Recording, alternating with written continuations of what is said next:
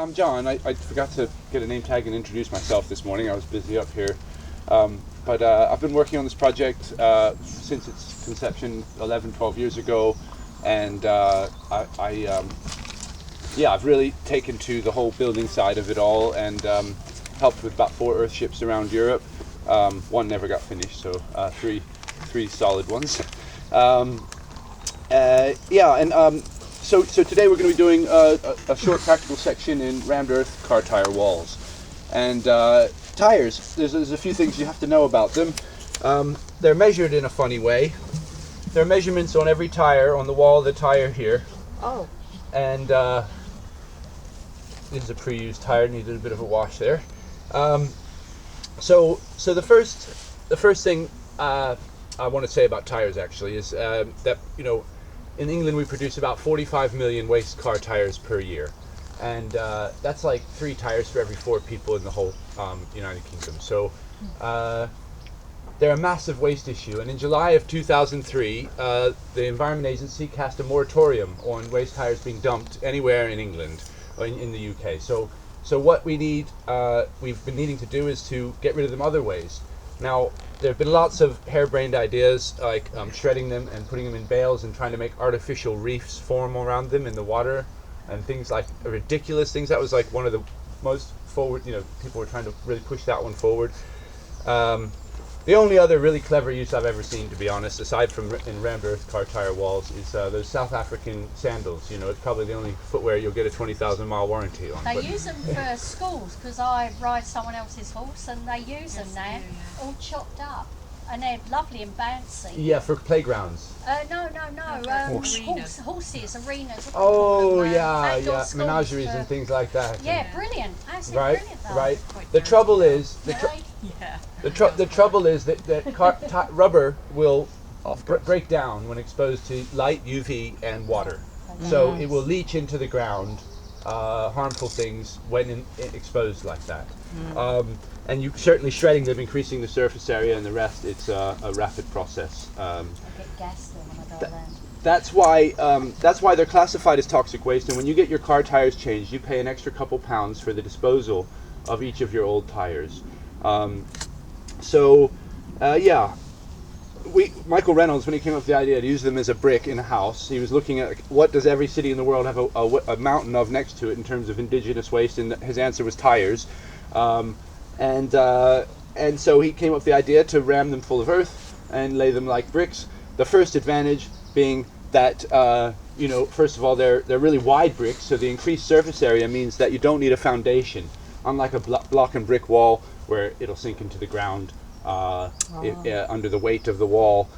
This really spreads the load, and so on virgin, undisturbed ground, you can just lay your empty tires in situ, of course on top of a damp-proof membrane, some kind of tanking under the wall, and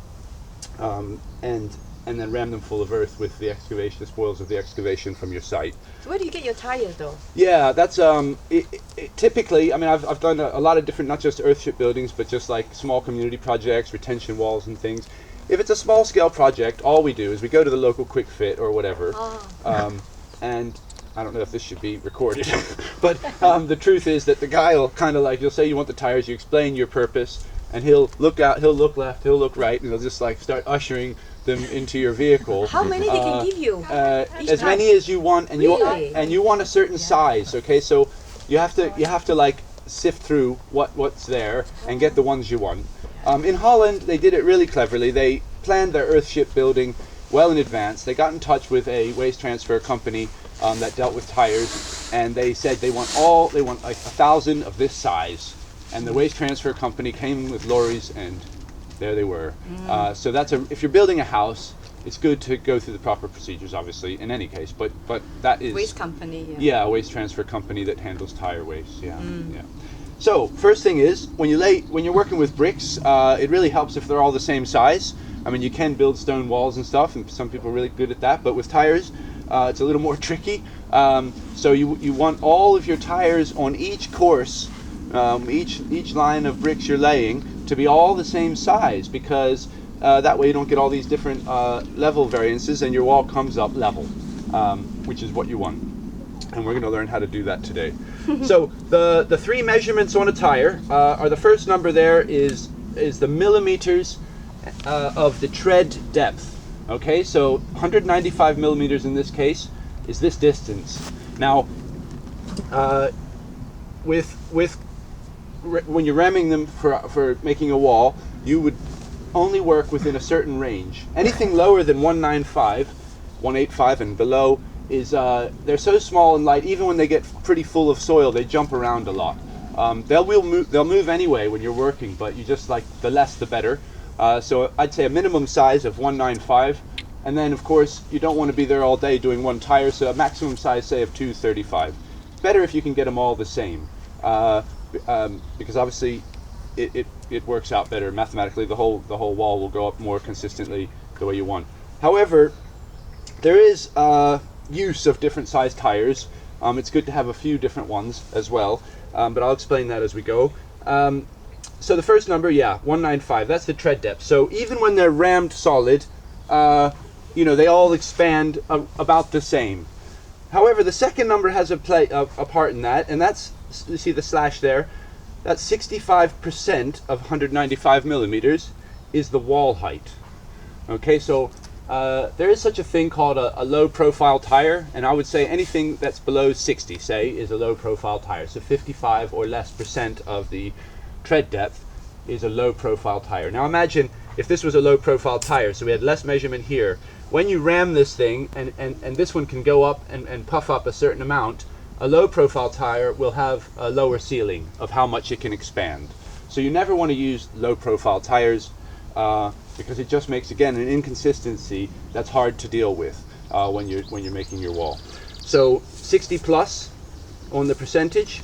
The last number, this is funny, tires, you got millimeters, percentage, and then the rim size, here it says 15, so you can guess, like, that's a measurement, it's 15 inches. So you got millimeters, percentage, and inches. For some reason, it must have been like an EU kind of US agreement. They would meet halfway, I don't know, but that's the way all tires are measured in the States and here. So this rim size, 15 inches, that will affect the overall diameter of the tire, as does the wall height. Okay, so different wall heights are going to increase or decrease the overall diameter as well. So these two figures affect the overall diameter of the brick. Now that's important when you have like with all brickwork, you don't stack them up like this. You want the wall to be knit together, so you stagger the joins, so you have one tire straddling two below as your second course and upwards.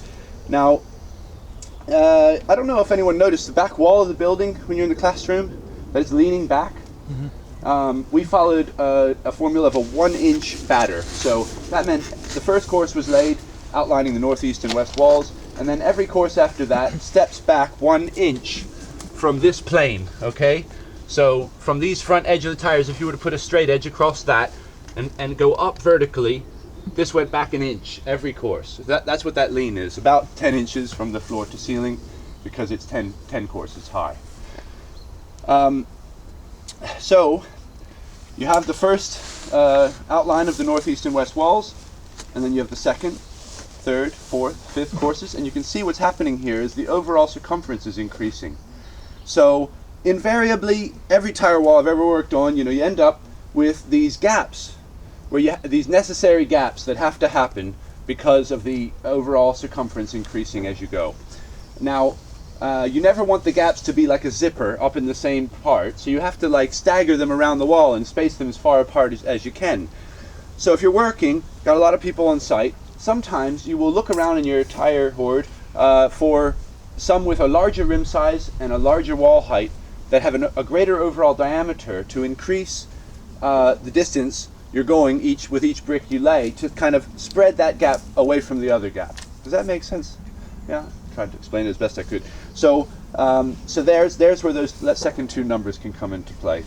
So why do you go 1 inch further? The engineers almost always specify around 1 inch. In Scotland, they specified 40 millimeters, so that's over 1.5 inches. He was, just really covering himself, because what you have is you don't have a mortar join. Okay, so these tires are rammed in situ, and they swell on their undersides. You can see, look at that bulge below where one tire is straddling two. It's got this kind of nib that forms like upside down Lego in a way, and that is the interlocking shape of the tires, and the sheer mass, the rubber contacting rubber, the weight of the bricks. That is the structural integrity of a rammed earth wall. Whereas a normal brick wall, they slather mortar and glue in essence the bricks together. So engineers require, in this case of this style of building, like a dry stone wall. I don't know if you've ever seen a dry stone wall, but they're fat at the bottom and they're all kind of falling into the center. So this wall is leaning back into the burial berm. So that is added strength, structural strength of the wall. Yeah. Oh, and sometimes they require a buttress as well, which will be like either a post leaning into the wall. In Scotland, again, the engineer was way over the top. He made us lay breeze blocks in a stepping fashion to buttress the wall and make sure that any downward pressure, hydrostatic pressure from the water flowing through the ground or whatever, won't push that wall forward and break it open. So that's just to reinforce the strength of the wall. You're here to do practical work. It's not just for me to talk at you. So I'm going to demonstrate what we first need to do. So you put your first course of tires when you start your build, outlining the profile of what you're trying to build on the damp-proof membrane underneath of them, but just straight on there, and you start filling them with the spoils of the excavation and then ramming it with the sledgehammer and puffing them up until they're like a rock wrapped in steel belted rubber. But after you get off the ground, your second course upwards, what happens when you start to pour earth into this tire? It just wants to come out through this void here, doesn't it? So a temporary floor we put into the tire. And we use a recyclable product, cardboard. So cardboard, in a kind of way, like wood, it has a grain. The corrugations sandwiched between two paper membranes kind of run this way. They run this way on this one, and the strength is less this way than this way. So I'll lay this first one in. It's helpful to bend it and then try and get it in there, and then unfold it inside. I've chosen a really tough piece of cardboard to demonstrate, but it's doable.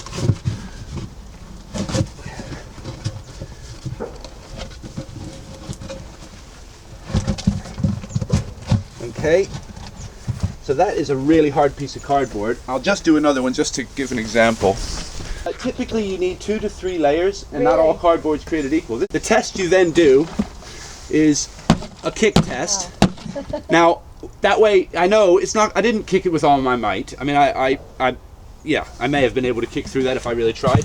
The important thing is that you do that kick test, because the last thing you want is to spend ages up there pounding the tire and then have a blowout in terms of a tire wall construction, which means the cardboard gives way and the soil starts coming out through that void I demonstrated, and then you have to take the tire off the wall, empty it, start again. So you want to make sure, cardboard's one of those things you can get heaps of, it's free, so you just put plenty. 4 layers if it's thin stuff, and 1 or 2 if it's really thick, like that. Okay. So the first thing I'll have you all do is start putting that cardboard in these tires, and then we'll start laying them on the wall. Now what we've come to here... Can you tell us a little bit about your soil? What are they? This is chalk. Chalk. That's been had some soil mixed in with it over time. So when we first dug out this site, we were the first Earthship in the world to be a rammed chalk building. It's not rammed chalk tire building. You brought it here, or you? No. This is what's under your feet. Everywhere in Sussex. Is it? Everywhere in Sussex is under about 6 to 12 inches of soil is chalk. Get some cardboard, start filling some tires, and then we'll start laying them on the wall.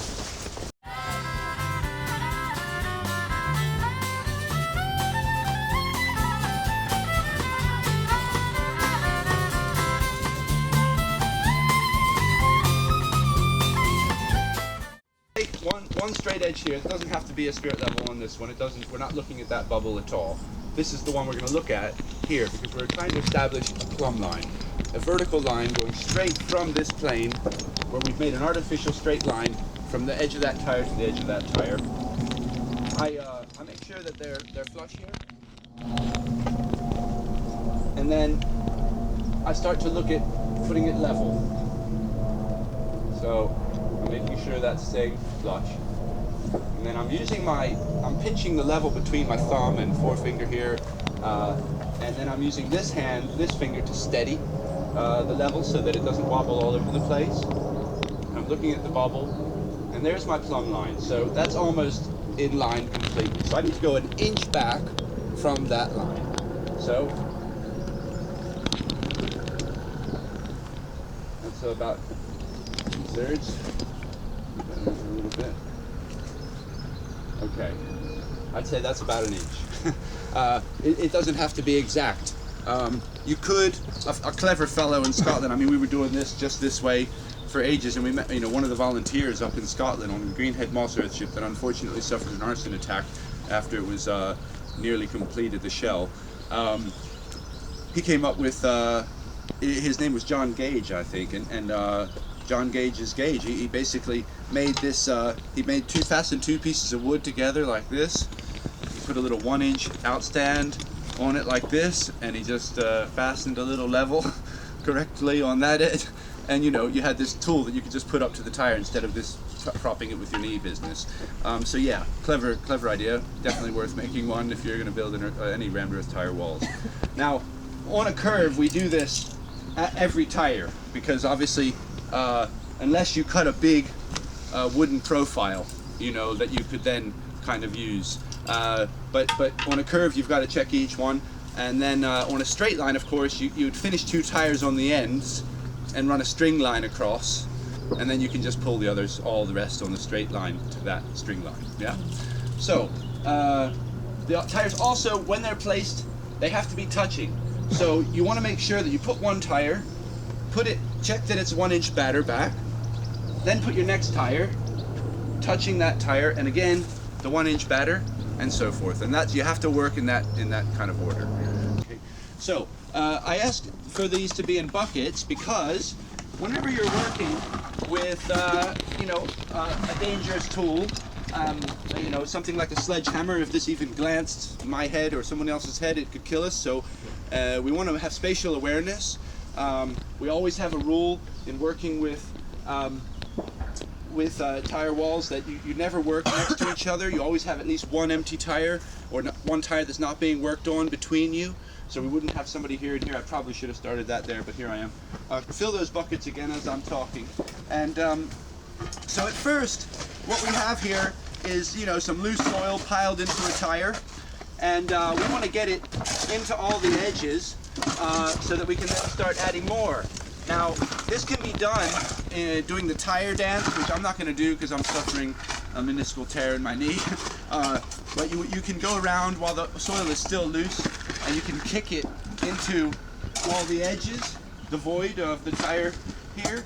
So you can go around and you can really do the tire dance, they say, and just, have a bit of fun, kick the dirt in. But then we're ready for some more. So if you don't mind, Patrick, please, dumping that one in. I'll see about the second one in a moment.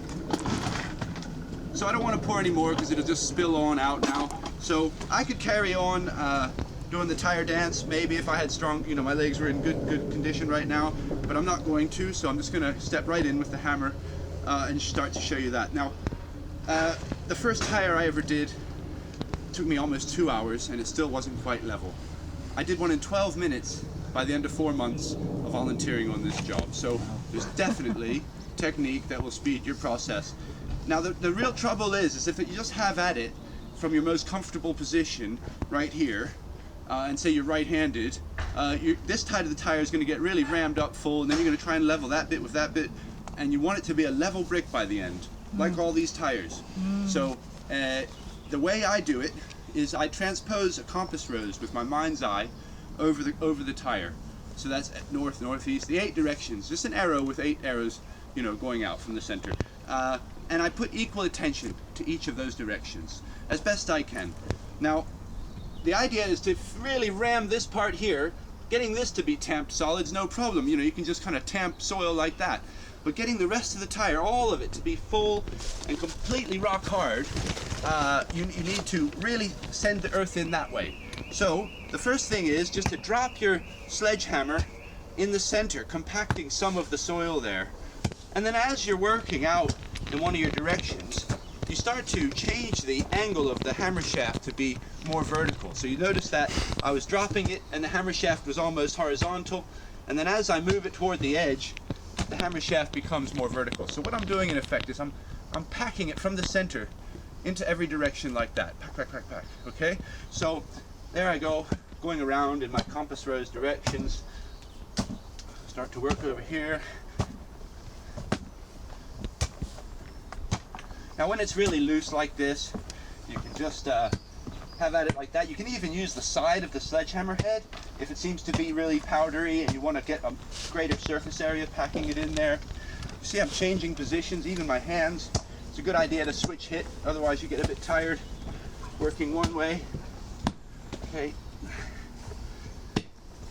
So I don't want to just stand up here and work from this position, because how on earth can I pack equally with equal force over there from this position as I do from this way? So again, I need that next bucket. What do you step on when you are quite high up? Yeah, I'll demonstrate that in a second. What we did on this building was we actually built a scaffolding walkway. But that's the only time I've ever seen that on the 4 jobs I've worked on actual buildings, and smaller ones didn't need it. But you get your heel in here when you're up a wall, and indeed some Earthship designs have a tire wall going straight in from the main buttressed wall into the, just to divide rooms. A partition wall stems out from that back wall, and you've got nothing either side. And before it gets packed out, you're up on the 10th course, and the wall's doing this, and you're swinging a big lump of metal. Oh yeah. Yeah, it's quite a circus act, but we managed. Yeah. So I would carry on like that in every direction, and just keep going until I end up with this. So that's how you do it. And there's a few other tricks and things. Sorry? How many buckets have you made generally? Surprisingly, Quite a lot. a lot. Yeah, you'd be amazed because this was chalk. When we dug it out, it was all lumps of chalk with lots of air pockets between it. Someone calculated on the big tires on the bottom course, which the larger the tire is, really increases a lot. The amount that goes in. These are 195s on the low end of the lowest end of the spectrum. 4 wheelbarrows of chalk into a 235, and you know it just keeps swallowing it, you know, because you're compacting those lumps of chalk with all the air pockets between them back into a solid mass. Each one weighs about 300 pounds. You know, it's a lot of mass in there.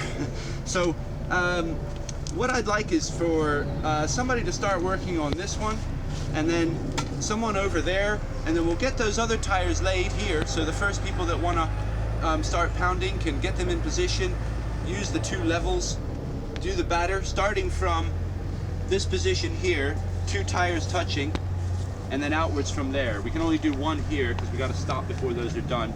We can go all the way over to there with that side, okay? So a hammer, you know, it's a really solid lump of metal, and I like to use this quote from my landlord, a retired bricklayer in his 70s. You know, man lifts it up, or woman, and God lets it fall. So you are the one that wants to lift it up as easily as possible. So if I try and lift it here, obviously I'm really struggling because leverage is against me. If I move my hand close to the head of the metal, I can lift it with great ease, and then I can lift it over my head with great ease, and then I can let it fall with a lot of force. Now, I've seen men, women, and children of all walks of life do varying degrees of success with this. And in one case in particular, I saw a giant man struggling and a really petite woman racing ahead of him with her work. So it really is about technique more than strength. And everyone will get tired really rapidly if you keep your hand locked in one position. This kind of motion is not only going to shock your wrist and make your whole upper body really strong, really tired really quickly, it's just the least effective way to use this tool. So lift it up, swing it down. Now you notice that as it's making contact, I've got my hands locked, anchored on the shaft of this hammer at my center of gravity.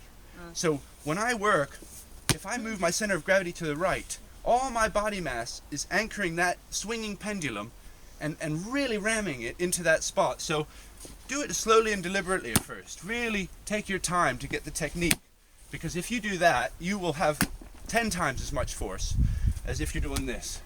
And you'll be able to do it all day long because you're not using as much strength. So have a go at just slowly and deliberately trying to get that technique down, and then you'll start to feel the rhythm of it.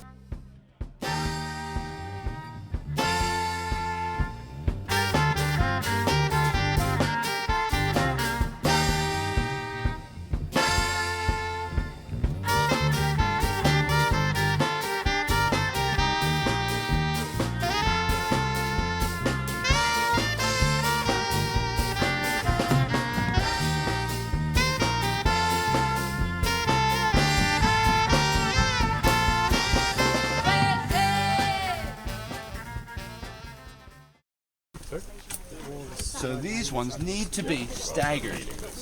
So where's the hole below? So there, it's going to end up somewhere like that. That one there. And then another there, another there. But we'll get them all in line. You don't want that because it's quite straightforward. You fill it with earth and you tamp it down. Also you're bringing up the damp-proof membrane and the insulation layer as you work. So we have a big damp-proof membrane wrapped under this wall, up the back, close to the back edge of the excavation there, and it would be rolled down, and we'd unroll it each time we went up, and keep it tidy, covered with carpet, usually old carpet to stop flint or any stones from puncturing it as you're working. Use a double layer, that sort of thing. And the insulation board is rigid insulation, so that's got to be all pieced together as you're going as well, and brought up with the build. Now, I also, while we've got, somebody can step up there, while we've got you all standing as well, there's only one really effective way to get a tire wall done really quickly. Everybody, when you get a lot of people on site, especially paying volunteers, you're not paying them, they're paying you, typically, is what the formula has been for a lot of these kind of builds, because so many people just want to learn. Yeah. So, yeah, it's a great formula, isn't it? You know, people pay you, you just feed them and tell them camp in the field or whatever, and then they come over and work all day for you. It's wonderful. So everybody wants to get up on the wall with a hammer right away. It will go really slowly if everyone's just doing what they want and so forth. The only way to do it, you've leveled your ground as we just described, got the flat area, we lay all of our tires empty in situ, outlining the northeast and west walls of the building in this climate, so we get that south-facing glass. And then you've got all the volunteers are donning the hat of the soil bearer, and one person is running back and forth, kicking the soil into the tires as all the other people bringing soil. So you have 10 or 12 people. You have 11 doing the soil bearing and one kicking it in, and he's able to, or she's able to keep up with all those people, because at first it's so loose you can just push it in 1 second, 2 seconds, and then they have to come with more buckets already. So you can like run up and down the wall while you've got all these soil bearers filling the tires, and you can keep up with all those people bringing dirt. So then soon they overtake that one person on the wall. Then you divide the wall in two. One of the soil bearers steps into the role of tire pounder, and they start picking up hammers maybe at that point. If you can't do any more by hand or by foot. And then soon those two tire pounders are overtaken in terms of the work being done by the remaining 10 soil bearers. And then you divide the wall into 4, and then it's so forth. Until finally, toward the end, you've got one person serving soil to 2 tire pounders. So that's the equation. And if you follow that, and you get all of your empty tires laid out, your walls will fly up. They will literally fly up by comparison to everybody just having at it any which way they like.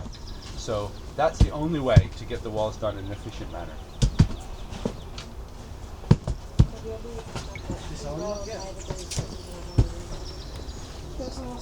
You can do windows. If you were doing like they do the huts in countries that are cold, and they just put little windows, because that are hot, like the equatorial kind of climate. They don't want a south. They don't want the glass. They bake. So they have little windows, and you just frame them in the cavity. So what your question is leading on to is, how do you make the plumb end of a wall? Plumb meaning, how do you terminate a wall at a vertical line. Okay, because look, here we've got a step. So then you only have room for a half brick. How do you do a half brick? So the way you do a half brick is quite simple. You take some lath, which is like extruded metal lath, which is just like, it looks like a fence, but really tiny little almond shapes or leaf shapes, you know, where the metal's been pulled apart. Chicken wire kind of stuff. And you make a form. You screw it to this part and this part, and you wrap it around this. And it makes like the form of a half block, and it's at the height of the finished tire on the end. And then you fill it with concrete and rocks and things. That's again the quick and dirty method. And then you have a half block, and then the next course you put a tire there, of course, on the hardened concrete. You can also cut a tire and leave flaps and screw it in and ram it like that. So that's another method, a more labor-intensive method. Let's check with the tire next to it.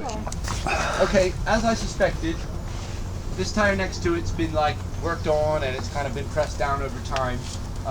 So even though we've pounded this one as we should, solidly, we now need to just give it a tamp down so we can come to that level. But also, we need to make sure it's level with itself.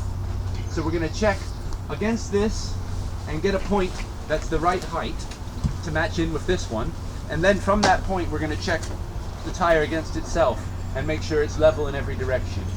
Because you want your brick to be level, front to back, side to side, etc. You don't want your wall like wanting to tilt this way or that way. You want every course to be level. So the next job then is, I can tell this one's too high, so as hard as it is to pound it up, it's really easy to pound it down. There's no way I can just push this tire like that. So I've got to do a little bit that side, a little bit that side. If I only work one way, it'll spin like this, and the nibs that are front and back would go out of position and it would start rocking. So I've got to give it a nudge that side, a nudge that side. Likewise, if I was going forward, I'd have to nudge it that way, so that I never changed the way it was sitting, because those nibs underneath would start to rise up onto the tire there, and the whole thing would start to rock and it wouldn't work at all. So that's how you do that. And then there's another method. Now, this is something that happens. Now imagine, have you noticed on the front of the building we have what are called wing walls? Yes. Now those walls fan out from the modules because we have water coming down, especially on a chalk landscape. It's like rivulets running through the chalk when it rains really hard. And these wing walls come out and they make the water take a wide berth of the building, yeah? So you don't get pooling around the front doors. So that's the purpose of those wing walls. Now, when you have a wall that goes like this and then kicks out like that, it's called a return. And then you'll have the tires starting to make the turn, yeah? So we want to say this is an exaggerated turn here, but then I want to put my next tire here. Say it's going like that, and I put it here. It tends to have more hanging over the outside edge, so as you're pounding it, it keeps wanting to just fall right off the wall. Now, the way to kind of avoid that happening, I mean, is you have to just keep moving it back a bit, but then also, say it also doesn't have as much to support it underneath here. So one way we deal with that is the next creatively named technique is the shovel technique. And what we do is to kind of prop up this tire by making it have little legs or feet down here and here, so that it props itself up on kind of two little feet there, is we'll have one person drive the shovel in. Now mind you, this will be full of soil and stuff, and lift it up like this, and then another person striking sledgehammer blows this right in that direction, the force going like this at this angle, so that it's pushing the bottom tire wall down. So you create these two extra little divots to kind of let that tire stand itself up on the purchase it does have. You all got that? Yeah. So that's all my tricks basically. I mean, there's a few more, but I just wanted to share that. I want to talk about how you join wood to rammed earth tire walls. Now you want to frame your building, your roof trusses or I-beams or rafters, whatever you want to call them, what you're using in your design, have to marry wood to this surface here. So the way it's done by Mike Reynolds is he has a reason why he does it this way, because it's actually the poorest choice in terms of environmentally and labor. It's much more labor intensive what he does. He has a lot of volunteers on his site. He's like a celebrity builder, isn't he? So he's got like armies of people wanting to join and paying interns and all this kind of thing. So he's got to keep all these people busy. On a Michael Reynolds Earthship build, there'll be 40, 50, 60 people on site sometimes. Wow. And you've got to keep these folks busy. So what he does is he makes, on top of the Tyre wall, when it's all pretty much level at the top, one advantage of his technique is that you don't have to have it perfectly level. You always strive to make it perfectly level, but because he does it this way, it's not absolutely crucial. He has all the volunteers mixing up cement, and he builds two, like a trough, two little dwarf bottle walls all the way around, making a trough in this area here. Okay? Now first, before he's done that, of course, he's driven 1 meter long spiked metal rods, rebar it's called, is driven down, so you have these upstands of metal coming out through after being driven down through 3 courses of tires, there's this final little upstand of metal, and then he wires 2 strips of iron rebar in long lengths, suspended off of the Tyre wall by about 6 inches along there, and I don't know if you get it already, but then he makes this trough and then fills it with concrete, you see, and that allows him to level that trough perfectly, you see, so the top of the Tyre wall could be a little bit out, but his team is so good that it's almost always perfect when they finish, you know, it's like a tabletop looking across the top of the wall. So then you've got this, what he calls a concrete bond beam, a steel reinforced concrete bond beam that links all the wall together from the top, all these spikes of metal, and when the concrete is first poured in, it's still wet and soft, he drops little anchor bolts in, usually like an L-shaped piece of metal with threads up here, sink it into the concrete so that just the top of the bolt sticking out with its threads, and then you can put a wood plate on top of that and you can screw it down with a nut, yeah? So you've got all these little anchor points, and then you can basically, you just offer up your big timber plates to once the concrete goes hard, you've got all these little bolts sticking out, and you offer up your big plate and you tap it with a hammer above where it's resting on the tops of these bolts. It makes a little impression on the wood. You flip the wood over and you drill a hole through in all the points where the bolts have made an impression, and then you can simply drop that wooden plate straight onto those bolts and then screw the nuts on with a washer, and you've anchored the wood plate to the concrete bond beam that's anchored by long metal rods into the wall. And then of course you can just screw your roof trusses into that wood. So you've got a timber roof joined in that way to the rammed earth wall.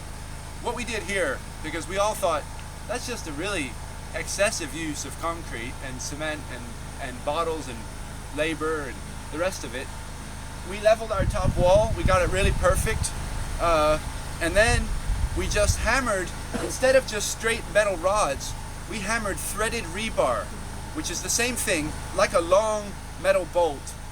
You can get it in long lengths. We cut a point on it and we hammered it down through the tires, like Michael Reynolds does the metal rods. And the only problem with the way we did it, it was a little bit more fiddly, is that invariably, as you're hammering a 1 meter long metal rod down through this mass of rock and rubble and tire tread and the rest of it, it almost never goes perfectly vertical. It always kicks out some way, and you've got it coming out the top. Instead of like when you sank those little anchor bolts in the concrete, you set them exactly plumb, exactly vertical, yeah?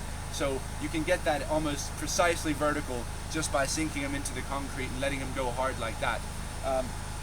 The way we did it, all these metal rods coming out with threads on them, all in different directions, yeah? So they weren't all just leaning that way or all leaning that way, they were some leaning in different directions. So then how do you get a piece of wood to sink down over something pointing out that way and that way? You can drill 2 holes there, but it wants to go like that, doesn't it? It's not going to go there, that way. So what you have to do as well then is take a jigsaw after you've drilled your hole and cut a channel in the direction. So by eye, you have to start looking at which way is that bolt leading for that hole, and you have to cut a channel so that when you sink the wood over it, see this channel here, it can just go down over it like that, and then you can screw your nut down onto that. Okay, so it's a fiddlier job, but you save tons of concrete and loads of labor making all those 2 dwarf bottle walls as a trough, and it's just much more eco, isn't it? So I would highly recommend you follow that method in your Earthship reeds. Okay, I hope you all enjoyed the practical section. Thank you very much. Well done. Great, thank you.